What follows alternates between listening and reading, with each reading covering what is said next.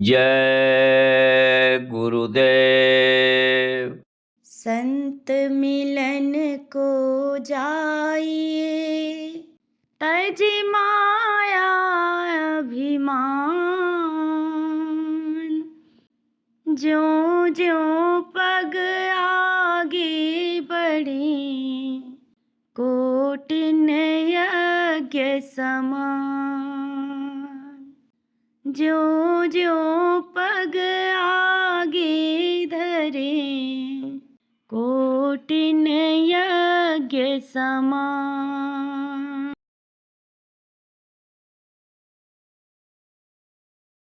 कर ले निज काज जवानी में, इस 2 दिन की जिंदगानी में। कर ले निज काज जवानी में, इस 2 दिन की जिंदगानी में।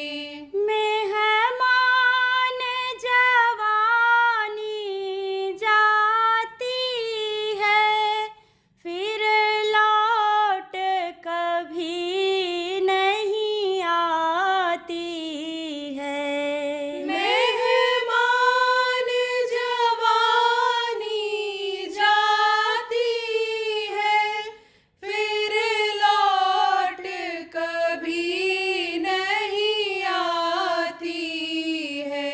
हे मूढ़ से मत खो देना, तू किससे और कहानी में। हे मूढ़ इसे मत खो देना, तू किससे और कहानी में।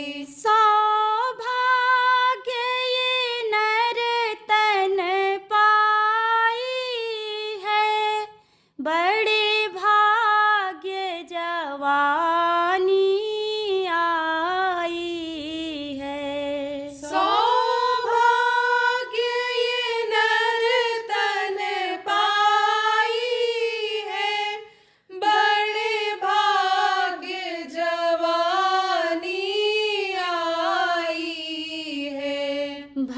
भगवान इसी में मिलते हैं, क्यों ढूंढे पत्थर पानी में। भगवान इसी में मिलते हैं, क्यों ढूंढे पत्थर पानी में। तू इससे खोज गुरु की कर, मिल जाए तो नाही किसी से डर।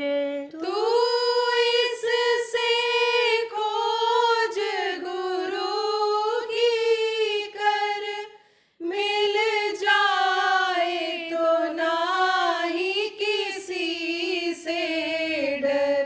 गुरु ही सब कुछ के दाता है, सुन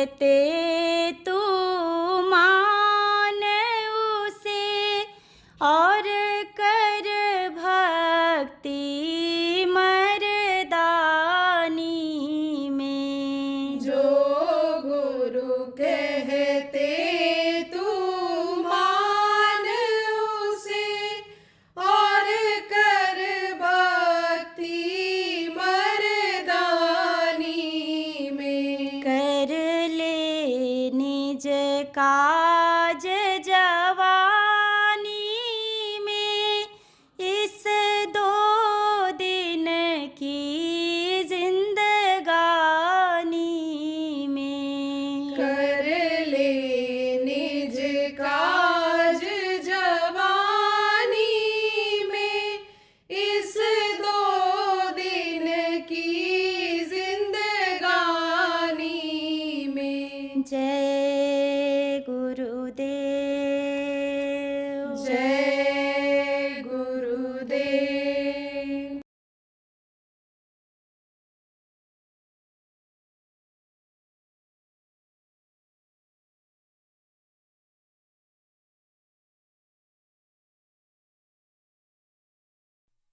कहा गया है कि सत्संग महिमा है अति भारी, जो कोई जीव मिले अरिकाई। सत्संग की बहुत बड़ी महिमा है, लेकिन सुनने और समझने वाले जब हों, जो बताया जाए उसको करने वाले हों, तब तो उसकी महिमा का पता चलता है। आप देखो, थोड़े देर के सत्संग से ही कितना बड़ा बदलाव आ गया। किसके अंदर? अंगुलीमाल डाकू के अंदर, वाल्मीकि जैसे डाकू के अंदर। लेकिन जो उन्होंने कहा, उसका जब उन्होंने आजमाइश किया, तब उनको पता चला कि थोड़े देर के सत्संग से ही बहुत बड़ा बदलाव आ सकता है। जब हनुमान जी लंका में प्रवेश करने लगे, तो लंकिनी ने उनको रोका। उसकी ड्यूटी गेट पर लगी हुई थी, रोका, अंदर नहीं जा सकते हो। फिर उन्होंने जब जाना चाहा तो रोक दिया उसने, और जब रोका तो एक मुट्ठी मारा उसके सिर पर, गिर गई, मुंह से खून निकला। फिर उठ करके खड़ी हुई, तब बोली, जब राम नहीं ब्रह्म बर दीन्हा, चलत बिरंची कहा मुहसीन्हा, विकल होश ते कप के मारे, तब जानस निश्चय संघारे। गोस्वामी जी महाराज ने लिखा है कि लंकिनी ने कहा कि जब ब्रह्मा जी रावण को वरदान दे करके जा रहे थे, तब मुझसे बोले थे कि जब कोई बंदर तेरे सिर पर मुट्ठी मारेगा और तू विह्वल होकर के गिरेगी, तेरे मुंह से खून निकलेगा, तब तू समझ लेना कि अब रावण का विनाश हो जाएगा, अब रावण को कोई बचा नहीं पाएगा। तो अब मुझे भरोसा हो गया कि रावण का खात्मा हो जाएगा, और आप अब जाओ, आपको मैं नहीं रोकूंगी, और आप अपने प्रभु को याद करके और नगर में प्रवेश करो। अब वही बात अगर उसको थोड़ी देर के सत्संग की अगर नहीं याद रहती, तो वो फिर रोकती, और हनुमान जी दोबारा जब मुट्ठी मारते तो बचती नहीं, बचती। वज्र के समान उनकी मुट्ठी हो जाती थी। जब ताकत लेते थे अपने आराधिका, किसका ताकत लेते थे, किसका ध्यान लगाते थे? प्रभु का ध्यान लगाते थे। जिनको राम कहते थे वो उनका ध्यान लगाते थे, उनको हृदय में उन्होंने बसा रखा था। आपको कथा में यह भी लोग दिखाते सुनाते हैं कि उन्होंने अपना ये छाती फाड़ करके दिखा दिया था। छाती फाड़ करके नहीं दिखाया था, उनको दिखाया था कि अंदर में देखो ये हमारे बैठे हुए हैं, दिव्य दृष्टि खोल करके दूसरे को दिखाया था। उसको भरोसा हो गया था कि हाँ भाई इनके अंदर रम रहे हैं, आराम निवास कर रहे हैं। तो अब आप इस बात को समझो प्रेम कि थोड़ी देर के सत्संग से ही बहुत बड़ा बदलाव आ गया। आज लोगों को सत्संग नहीं मिल रहा है और सत्संग सुनते भी हैं, लेकिन सत्संग वचनों को पकड़ते नहीं हैं, जो बताया जाता है उसको करते नहीं हैं, तो दुख से दबे चले जा रहे हैं। बहुत से लोगों के सामने तो दुखों का पहाड़ आ गया। क्यों आ गया? क्योंकि कर्म खराब हो गए। जब सत्संग मिलता रहता था तो धर्म को समझते थे लोग, लोगों का कर्म सही था, खान पान लोगों का सही था, चाल चलन सही था, लोग ईश्वरवादी होते थे, भगवान को भजते थे, याद करते थे। लेकिन अब सत्संग जब नहीं मिलता है तो जैसे बगैर नकेल के कोई बैल हो, बगैर नकेल के कोई अन्य भैंसा हो, और फिर वो अब आज़ाद हो जाता है, कंट्रोल ख़त्म हो जाता है। ऐसे ही लोगों के ऊपर इंद्रियों का कंट्रोल ख़त्म हो रहा है। इंद्रियों के भोग में लोग फंसते चले जा रहे हैं, और ये इंद्रियों का भोग ये कभी भी ख़त्म होने वाला नहीं रहता है।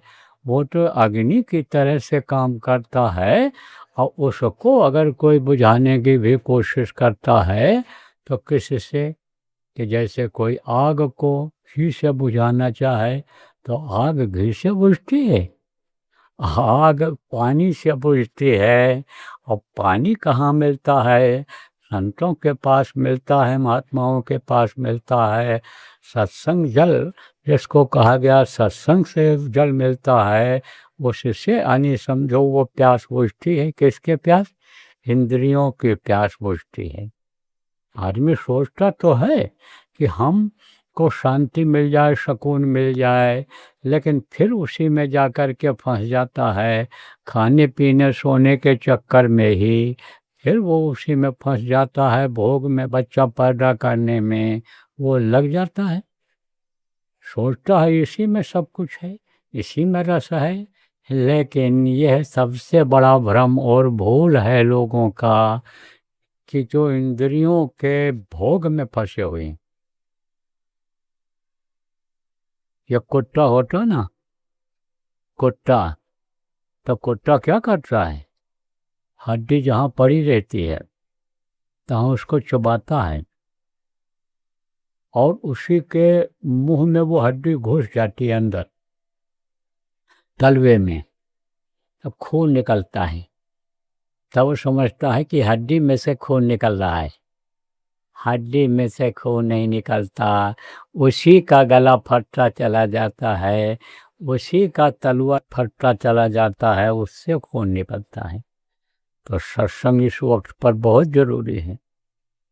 कैसा खान पान होना चाहिए, चरित्र कैसा होना चाहिए, किस तरह से आदमी को रहना चाहिए गृहस्थ आश्रम में, भाई भाई के साथ कैसा व्यवहार करे, पिता पुत्र के साथ कैसा बर्ताव करे, पत्नी का फर्ज क्या होता है, ये जानना इस समय पर बहुत ही ज़रूरी है। और अगर यही नहीं समझ में आया तो आदमी के कर्म खराब होते जाएंगे, और कर्मों की सज़ा सबको मिली है। कर्मों की सज़ा से कोई बच नहीं सकता है। धृतराष्ट्र ने कहा कृष्ण भगवान से कि मैं अंधा क्यों हो गया? बोले आपने पाप किया, इसकी वजह से अंधे हो गए। बोले इस जन्म में तो मैंने कोई पाप किया नहीं कि जिससे मैं अंधा हो जाऊं। तब उन्होंने कहा पीछे जन्म में? धृतराष्ट्र ने कहा मुझे 100 जन्मों का याद है, 100 जन्म पीछे मैंने कोई ऐसा पाप नहीं किया कि जिससे मैं अंधा हो जाऊं। तब बोले और पीछे देखो, 106 जन्म के पीछे जो उनसे पाप हो गया था उसकी सजा उनको भोगनी पड़ी थी। तो वो जो पिछले जन्मों में कर्म हो गया उसको क्या कहते हैं? उसको संचित कर्म कहते हैं, और जो आदमी इस समय पर करता है उसको क्रियमाण कर्म कहते हैं। तो संचित कर्मों को भी भोगना पड़ता है, और कर्म अगर खराब हो गए, नहीं समझ में आया, तो समझो कि इस जन्म का भी कर्म लग जाता है, बुरा कर्म, तो रोना ही रोना पड़ता है। जैसे रोते हुए पैदा हुए और रोते हुए ही ये जिंदगी खत्म हो जाती है, और रोते रोते ही चले जाते हैं, और जहाँ से फिर आए थे उसी नरक में, उसी 84 में चक्कर जीव काटता रहता है, तो प्रेमियों वहीं चला जाना पड़ेगा। इसके कर्मों की होली जलाना जरूरी है। जो भी कर्म पिछले जन्म के हैं, इस जन्म के आपके बन रहे हैं, उनको जलाना जरूरी है। अब कर्मों को जलाने के लिए, कर्मों को साफ करने के लिए उपाय भी बता दिया गया कि नाम धुनी बोलो, प्रार्थना करो, सुमिरन ध्यान भजन करो, तब इससे कर्म कटेंगे। इसको कर नहीं पाते हो, जो नामदानी हो कर नहीं पाते हो, और जो कर्म छुड़वाया गया उसी कर्म को फिर जा करके करने लगते हो, तो वो और ज़्यादा कर्म आ जाते हैं, तो मनमुखता आ जाती है, गुरुमुखता खत्म हो जाती है। संगत में भी जुड़े रहते हो, लेकिन मान सम्मान ज़्यादा चाहते हो, लाभ ज़्यादा चाहते हो, ये नहीं सोचते हो कि लाभ और मान क्यों चाहे, पड़ेगा फिर तुझे देना। धन ज़्यादा हो जाता है तो चला जाता है, एक जैसा हालात नहीं रहता है सब लोगों का। यही धन रुपया पैसा जब अच्छी जगह लग जाता है तो यही बुद्धि सही रखता है, यही चाल चलन को सही रखता है, आध्यात्मवादी ईश्वरवादी बनाए रखता है। और यही गलत जगह अगर लग गया तो मन चित्त इंद्रियां ये सब गंदी हो जाती हैं, और जीव विमुख हो जाता है, गुरु से दूर हट जाता है, और यहाँ तक कि नरक का दरवाजा भी खुलवा लेता है। रिजर्वेशन जिसको कहते हो करा लेते हो कि हमको इस तारीख को वहाँ जाना ही जाना है। ऐसे ही लोग कर्म खराब करके रिजर्वेशन करा लेते हैं नरकों का, कि जैसे हमारे सांस की पूंजी खत्म हो हम नरक चले जाएं। तो आपको इस चीज़ को आज समझने की ज़रूरत है। क्या समझने की ज़रूरत है? 23 मार्च को आज आपको यही चीज़ समझने की ज़रूरत है कि कर्मों की होली जलाओ। होली अभी आपने जलाया, बहुत से लोगों ने होली का त्यौहार मनाया, लेकिन कर्म नहीं जले जब, तो फिर अब उसका कोई फायदा नहीं हुआ। ये तीज त्यौहार जो आते हैं, ये किस लिए आते हैं? कर्मों को कटवाने के लिए, मौत को याद दिलाने के लिए कि भाई मौत तुम्हारी सामने खड़ी है, मौत आ जाएगी। ये 1 साल पूरा हो गया होली को, दिवाली को, तुम्हारी 1 साल उम्र कम हो गई, तो त्यौहार इसलिए आते हैं। आपको समझने की ज़रूरत है प्रेमियों कि दिन रात जो है चूहे उम्र को काट करके ख़त्म कर दे रहे हैं। इसलिए आज 23 मार्च मुक्ति दिवस के दिन इस चीज़ को समझने की ज़रूरत है कि जो समय आपका जीने का अभी बचा है, उससे अपने कर्मों को धो, कर्मों को धुलवाओ। जिनको रास्ता नहीं मिला है उनको ये देखना चाहिए कि भाई जो कह करके गए महात्मा लोग कि गुरु बिन मैलो मन को धोई, गुरु के बगैर इस मैल को कौन धोएगा, कौन छुड़वाएगा? तो समर्थ गुरु की तलाश कर लेनी चाहिए, समर्थ गुरु को खोज लेना चाहिए, और उनसे रास्ता ले करके कर्मों की धुलाई करनी चाहिए, उन्हें तो सजा मिल जाएगी। मुक्ति दिवस का अपने लोगों ने आज झंडा फहराया और नारा लगाया, मुक्ति दिवस अमर रहे, मुक्ति दिवस अमर रहे। अमर कौन रहता है? अमर वो लोग रहते हैं कि जो दूसरों के काम आते हैं, दूसरों के लिए करते हैं। जैसे देश आज़ाद होने को हुआ तो भगत सिंह, चंद्रशेखर, अशफाक उल्लाह खां, राजेंद्र लाड़ी जैसे वीर आगे बढ़े।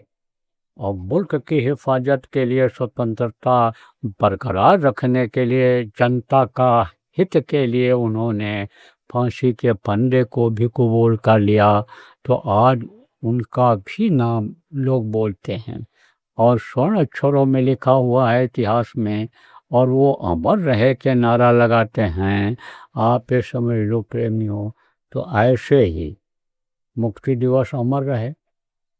गुरु महाराज ने जो जीवों के कल्याण के लिए आए थे, मनुष्य शरीर में रह करके उन्होंने बड़ी तकलीफें झेली।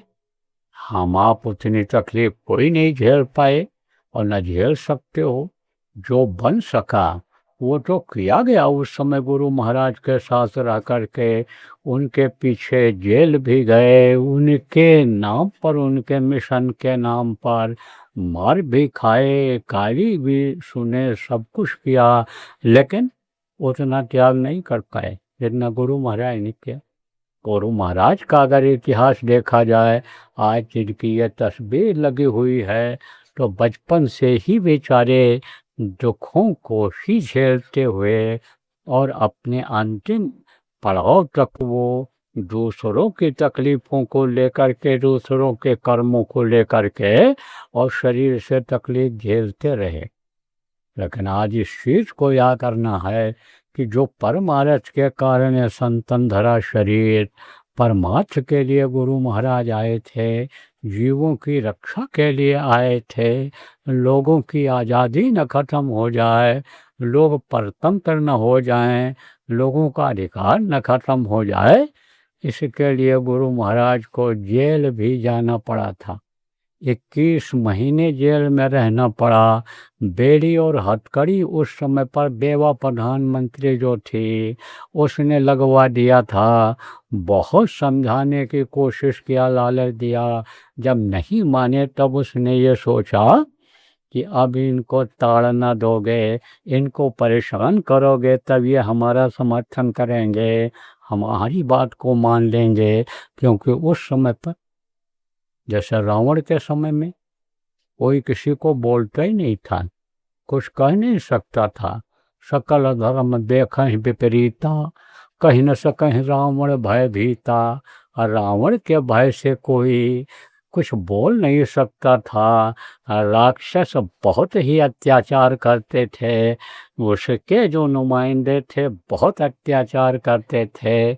ऋषि मुनि को यज्ञ नहीं करने देते थे, मांस के टुकड़ों को काट करके यज्ञ कुंडों में डाल देते थे। तो जब ऐसी परेशानी आई, गाढ़ तनय मन चिंता व्यापी, हर बिन मरहि न निश्चर पापी, तब व्यापक ब्रह्म निरंजन निर्गुण विगत विनोद और सो अज प्रेम बदस बस कौशल्या के गोद। कौशल्या के गोद ने राम को भेजा गया, ऊपर की शक्ति जो थी भेजी कि जाओ अब धर्म की स्थापना करो, नहीं तो धर्म ही खत्म हो जाएगा। रावण अपनी ही पूजा कराने लग जाएगा, राक्षस की ही पूजा होने लग जाएगी, राक्षसों का ही राज्य हो जाएगा, तो ये देव भूमि नहीं रह जाएगी। इसलिए तुम जाओ। और तो आपको समझने की ज़रूरत है कि राम भगवान को भी जंगल जाना पड़ा था, कृष्ण भगवान को भी द्वारिका जाना पड़ा। आप देखो जो जो भी आए इस धरती पर इस काम को करने के लिए, परिवर्तन लाने के लिए जो जो आए, उनको दुनियादारों ने बहुत तकलीफ दिया। कहा कि हनी पलटू न हक भूखता सारु देख कर स्वान रहे चारों युग परमा। राम को आप देखो कि ले गया, बंद कर दिया है रावण। आप देखो, ऐसे समझो कि कृष्ण को भी, कृष्ण का जन्म जेल में हुआ, पलटू को जिंदा जला दिया, मीरा को जहर दे दिया। आप देखो कि यानी तमाम अत्याचार लोगों ने किया, छोड़ा किसी को। तो अब आप भी समझो प्रेमियों, बहुत अत्याचार किया, लेकिन कहते हैं सत्य की विजय होती है, सत्य हमेशा सत्य रहता है, और सत्य की रक्षा वो सत्पुरुष करते हैं। तो कहा गया जाको राखे साइया, मार सके न कोई, और पाल न बांका कह सके, जो जग बैरी हो। कुछ नहीं हुआ गुरु महाराज, बल्कि जैसे एक सोना को तपा दिया जाता है तो निखार आ जाता है, कीमत बढ़ जाती है, ऐसे 21 महीना जेल में रहने के बाद जब निकले तो लोगों ने बदनाम करने का तो सोचा, लेकिन कुछ नहीं, जब ये चीज़ प्रकट में आ गई कि भाई महात्मा को 21 महीने जेल में रखा, जब ये बात का प्रचार हुआ कि भाई उनके कोई लड़का बच्चा तो नहीं है, जब लोग कुछ बोल नहीं पाते थे, देवा प्रधानमंत्री की ही आरती लोग करते थे, उसी की जयकारा जब करने लग गए थे, तब इन्होंने ये आवाज़ लगाया तो लोकप्रियता और बढ़ गई। और जो गुरु महाराज के शिष्य थे वो वैसे ही चले गए, और आज समझो कि यह हालत हो गई कि समुद्र का रूप ही ले लिया। तो आज समझ तो प्रेमियों, आपको ये याद करने की ज़रूरत है, और आपको ही नहीं अन्य लोगों को भी ज़रूरत है याद करने की कि कर्मों की सज़ा मिलती है। अकाल मृत्यु किसको कहते हैं? कोई किसी को चाकू मार दिया, गोली मार दिया, ट्रेन से कट गया, पेड़ से गिर गया, कोई किसी को यानी समझो कि जहर दे दिया, अकाल मृत्यु हो जाती है। अकाल मृत्यु की जो आत्माएं होती हैं उनको बहुत सजा मिलती है, वही प्रेत हो जाती, वही जिंद हो जाते हैं, वही बरम हो जाते हैं, वही चुड़ैल हो जाती हैं, उनको बहुत तकलीफ होती है, उस योनि में बहुत तकलीफ होती है, बड़ी परेशानी होती है। लेकिन कर्म गति तारे नाही तरे, कर्म जो किया उसका यानी फल उन लोगों को भी भोगना पड़ा। पूरे परिवार की समझ लो एक ही तरह से मौत हुई, एक ही तरह से, और देखो कर्मों की सजा मिली। इसलिए आज सब लोगों से मैं ये यानी याद दिलाऊं, सब लोगों को याद दिलाऊंगा और आग्रह करूंगा कि जिस तरह से उन्होंने गलती किया था, उनके जो नुमाइंदे थे, कार्यकर्ता थे, अधिकारी जो उनको खुश करके प्रमोशन चाहते थे, इनाम चाहते थे, वो उनसे शिक्षा लेनी है, वैसा काम अब कोई न करें, नहीं तो कर्मों की सजा मिल जाएगी। कर्मों की सजा से कोई बच नहीं सकता। अब प्रेमियों, आप भी अपने कर्म को अगर नहीं सुधारोगे, आप भी यानी अपने खान पान चाल चलन को सही नहीं करोगे, तो आपको भी सजा मिल जाएगी। और यह मनुष्य शरीर का समय अगर निकल गया तो दोबारा यह मनुष्य शरीर मिलने वाला नहीं है, जो देव दुर्लभ कहा गया है। नर समान नहीं कोनो देही, जीव चराचर जाचते ही। देवता इस मनुष्य शरीर के लिए तरसते रहते हैं कि थोड़े समय के लिए भी अगर हमको मनुष्य शरीर मिल जाता तो हम अपना काम बना लेते।